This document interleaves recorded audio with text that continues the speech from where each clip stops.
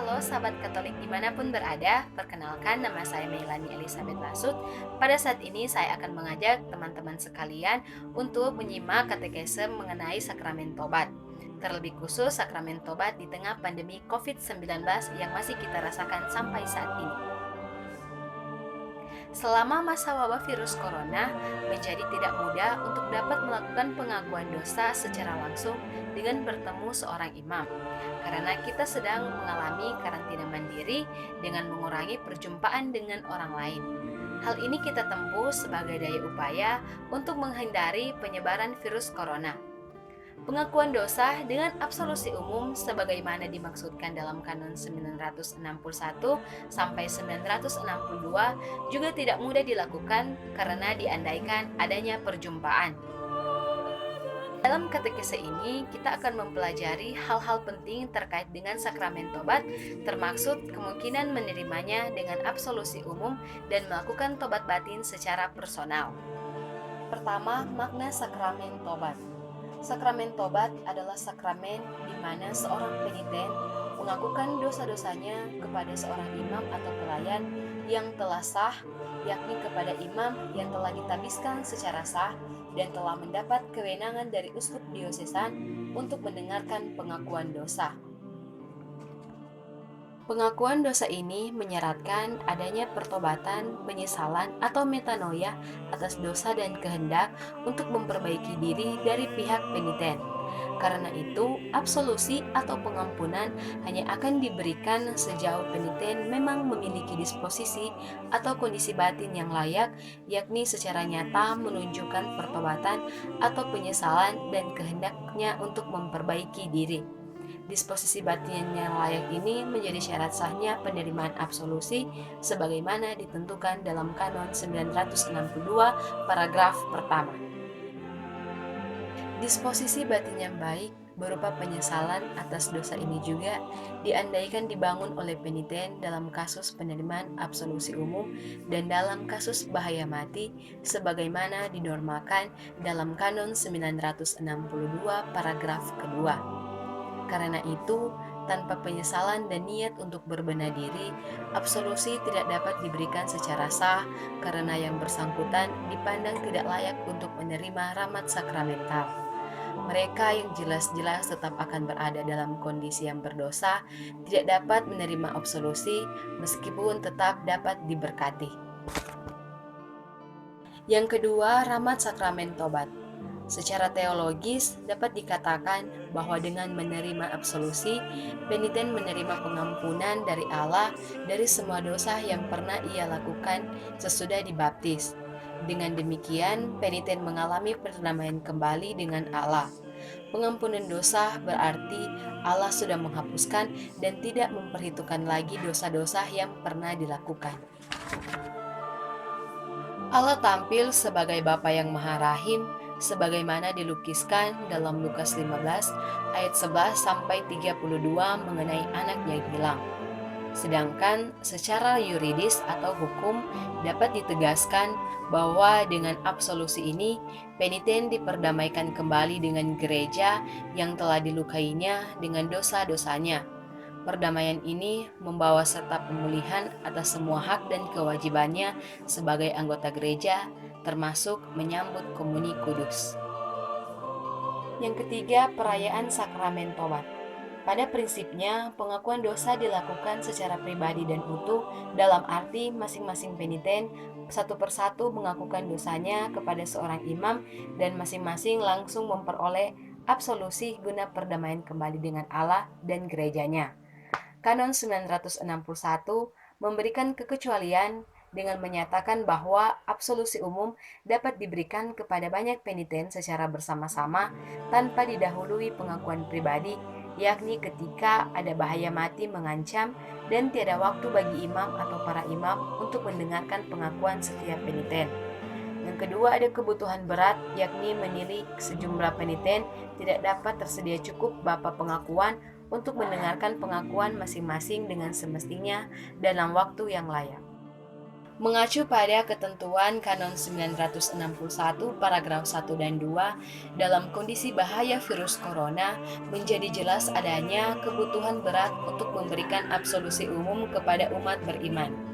Namun, absolusi umum hanya dapat diberikan sejauh tuntutan Kanon 962 terpenuhi, yaitu ada penyesalan atas semua dosa sehingga masing-masing berposisi untuk memiliki kondisi batin yang layak dan pantas.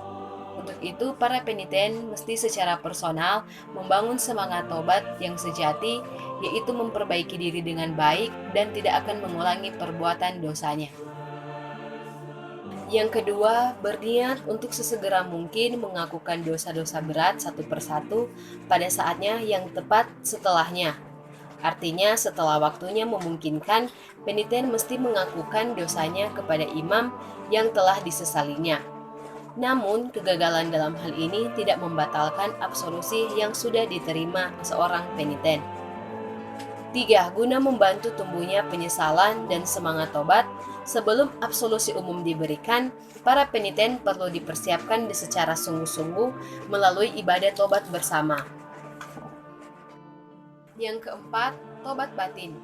Dalam kondisi di mana tidak mungkin untuk dapat mengaku dosa secara pribadi kepada seorang imam seperti pada masa sebelum COVID-19, dimungkinkan setiap umat beriman melakukan tobat batin secara sempurna dan mengakukan dosa-dosanya langsung kepada Tuhan guna mendapatkan pengampunannya.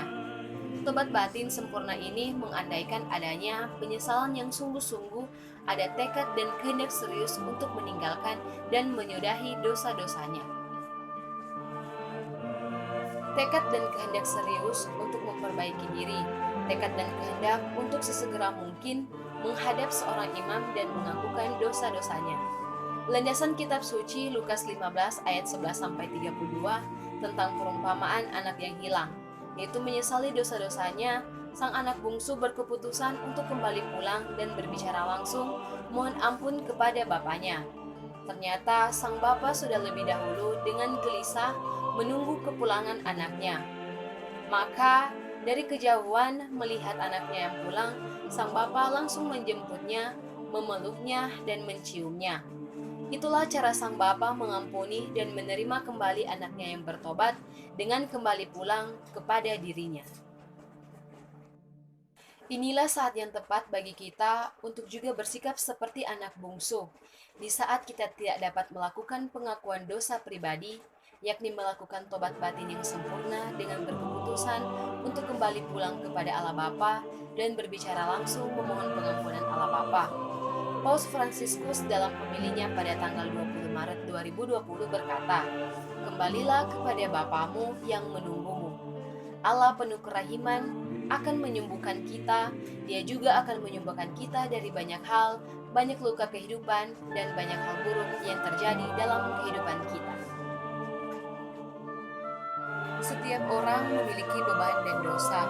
Selanjutnya, Bapak Paus mendesak kita untuk bergegas kembali kepada Allah Bapa, karena inilah saat yang tepat untuk memohon pengampunannya. Pikirkanlah, inilah saatnya. Ini adalah saat yang tepat, saat yang penuh rahmat. Tindakan penyesalan yang dibuat dengan baik akan membuat jiwa kita menjadi putih seperti salju. Maka Bapak Paus Fransiskus mendorong kita agar di masa sulit ini, di mana tidak dapat mengaku dosa kepada imam karena karantina mandiri ini, langsunglah berbicara kepada Allah memohon pengampunan. Berbicaralah dengan Tuhan. Dia adalah Bapamu dan katakanlah sebenarnya, "Tuhan, aku sudah melakukan ini, melakukan itu, maka dari itu saya mohon maaf dan meminta ampun kepadanya dengan sepenuh hati, dengan melakukan tindakan penyesalan dan berjanji kepadanya, nanti saya akan pergi ke pengakuan dosa, tetapi maafkan saya sekarang." Inilah saatnya kita pulang kembali kepada Allah untuk dengan rendah hati memohon pengampunannya atas dosa-dosa kita. Allah Bapa yang Maha Rahim pasti mengampuni dosa-dosa kita, asalkan kita sungguh-sungguh menyesalinya dan berniat dengan sungguh-sungguh untuk memperbaiki diri. Maka masing-masing dipersilakan untuk berdoa dan langsung memohon pengampunan Tuhan dengan terlebih dahulu menyesali semua dosa yang pernah dilakukan dan yang belum dilakukan. Untuk membantu terjadinya tobat batin yang sempurna, dapat dilakukan ibadah tobat secara pribadi atau bersama dalam keluarga. Skema ibadat dapat menyederhanakan ibadat sakramen tobat dengan absolusi umum di atas. Yang kelima, indulgensi penuh. Terkait dengan pengampunan dosa ini, pada tanggal 19 Maret 2020, Tata Suci melalui Penitensieria Apostolika mengeluarkan dekrit tentang pemberian indulgensi penuh pada masa wabah virus corona atau pandemi COVID-19. Yang dimaksudkan dengan indulgensi penuh adalah penghapusan semua hukuman atas semua dosa yang sudah diampuni. Indulgensi penuh ini diberikan kepada umat beriman yang sungguh-sungguh bermaksud untuk menerimanya dengan memenuhi minimal salah satu persyaratannya. Persyaratannya sebagai berikut. 1. Bagi yang sakit, melalui media komunikasi online tergabung secara rohani atau spiritual pada perayaan Ekaristi atau doa harian, pada doa Rosario atau nyanyian kepada Maria Bunda Allah, atau sekurang-kurangnya mendaraskan doa Credo Aku Percaya, Bapa Kami, dan doa Saleh kepada Perawan Maria yang diberkati, dibarengi oleh kehendak untuk sesegera mungkin setelah kondisi normal menerima sakramen tobat, komuni, dan Ekaristi dan mendoakan intensi Bapa Suci. Yang kedua, bagi tenaga medis dan yang merawat pasien, membantu pasien virus corona dalam semangat sabda Yesus sebagaimana tertulis dalam Yohanes 15 ayat 13, yaitu tidak ada kasih yang lebih besar daripada kasih seorang yang memberikan nyawanya untuk sahabat-sahabatnya. Yang ketiga, umat beriman pada umumnya melakukan kunjungan kepada sakramen Maha Kudus atau adorasi Ekaristi, membaca kitab suci minimal selama 30 menit, doa Rosario, nyanyian kepada Maria Bunda Allah, jalan salib, koronka kerahiman ilahi dengan intensi berakhirnya pandemi COVID-19, kesembuhan bagi yang sakit, dan keselamatan abadi bagi yang telah dipanggil Tuhan. Absolusi umum di masa COVID-19 ini hendaknya tetap memberi ruang bagi umat beriman yang ingin mengaku dosa secara pribadi, terlebih bagi mereka yang berada dalam kondisi sakit dengan tetap memperhatikan sisi keamanan dari penularan. Pengakuan dosa pribadi tidak dapat dilaksanakan melalui media sosial seperti telepon dan video call. Mengapa? Pengakuan dosa pribadi mengandaikan kehadiran fisik guna menampakkan sisi sakramentalitas, penyesalan diri yang nampak, dan pemberian pengampunan langsung dari imam. Rawan pelanggaran terhadap kewajiban menjaga rahasia sakramental, pengakuan dosa sebagaimana diatur dalam Kanon 983, seandainya pengakuan dosa dilakukan melalui media sosial. Segala sesuatu termasuk pengakuan dosa yang sudah diunggah di jaringan media sosial tetap akan tersimpan di sana dan dapat diunduh atau diakses oleh siapapun. Dengan cara ini, kerahasiaan sakramental tidak dapat terjamin dan dapat menimbulkan masalah pastoral dan sosial.